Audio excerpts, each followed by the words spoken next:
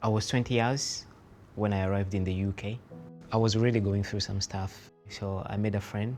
That friend helped me to apply for asylum and get accommodation. I got to know about Hope for the Young from that friend of mine. She told me that they can help me go into education. She told me and then she was like, "Are you interested?" I was like, "Yes, of course I am interested," but I did not believe what she told me. She was like, "Yeah, they'll get you a mentor." I didn't understand really what she meant with getting me a mentor, you know. I was like, will I understand what they're saying? Or will they understand me anyway, you know? The first time I met Frank was in Croydon Library. He had a big smile on his face. It was quite nice to learn that he was from Uganda, as I'd previously spent some time there. And it was interesting for me to be able to learn a little bit more about the country and culture. So the first time I met with Mark, I was nervous. And then he asked me what I want to do. I told him I want to be a doctor. And then he was like, "Yeah, I think we can help you to go back into education." He told me, first of all, we will look for colleges. Do you know what you're supposed to do here? Because I didn't know anything, you know. I didn't know how to search for colleges because I had no idea really. And then Croydon College, they had an opening. So I went there with him. I was really excited.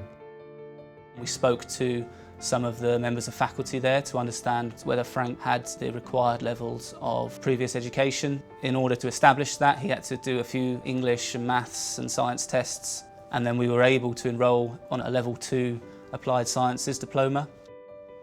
I've seen a number of the challenges that Frank has had to face, things like adjusting to a different education system. It can easily be overwhelming. So when I started college, I thought I wouldn't understand what the teachers are saying, and then I was scared of the new students, but I really enjoyed it. And then after finishing my level 3 with the GCSE, I applied for universities. I wanted to join Kingston University. From the start, that's what I wanted to join. Frank is extremely determined. He knew that his goal was to get onto this course. He really had his mind set on it. For me, I thought my role might be in some way to manage his expectations, because I wasn't sure that it was something that was definitely achievable. So I was worried that he might be disappointed if we weren't able to achieve this goal that he'd set his mind to. I've now got a better understanding of how limited the options are for asylum seekers, particularly in terms of accessing higher education.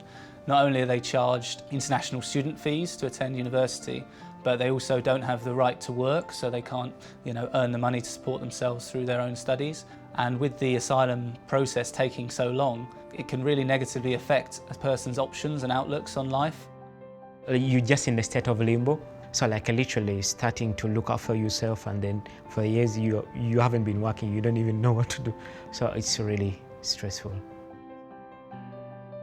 I think one thing that Frank was very good at was making the most of the support that is out there from a number of charitable organisations like Hope for the Young. He applied to Hope for the Young's grants and advocacy programme, which was able to provide the further support that enabled him to take up his place. I could really rely on Hope for the Young for their funding. Education to me is a person's growth to help the community. When you pursue education in the right direction that you want to be, and then you get that career, it ceases to be about money, and then you get that accomplishment by doing that particular job for the betterment of the community that you live in. One of his good traits is the ability to see the positive in people and situations. Even in the challenges I've seen him face, he always finds lessons and positives to take from them. I think Frank has achieved almost every single one of the goals that we've set and exceeded them. It's really enjoyable for me to be able to take more of a step back and to appreciate how he's become more confident and more independent. With where I am now, the university studying and knowing that I have a future, with all the things I went through, that I never expected that I would be here, but I'm just glad and so thankful for the people who helped me, Hope for the Young, and then my mentor, because they made everything so easy and then so smooth. So right now I feel like it wasn't that hard, but yet it was. I'm very proud of Frank. I'm proud of what he's achieved with his education, how he's never once shown a sign of wanting to give up on his dream of getting a degree. His positivity and determination is infectious and something that I hope to emulate. And I've learnt from him a lot about how to find the positives in situations. Am I happy that I've had Marco as a mentor? I just wish it doesn't stop. Yeah. I'm really happy. I would say thank you so much, Marco, for everything you've done to me. And I hope God grants you everything, God and nature grants you everything that you need in life.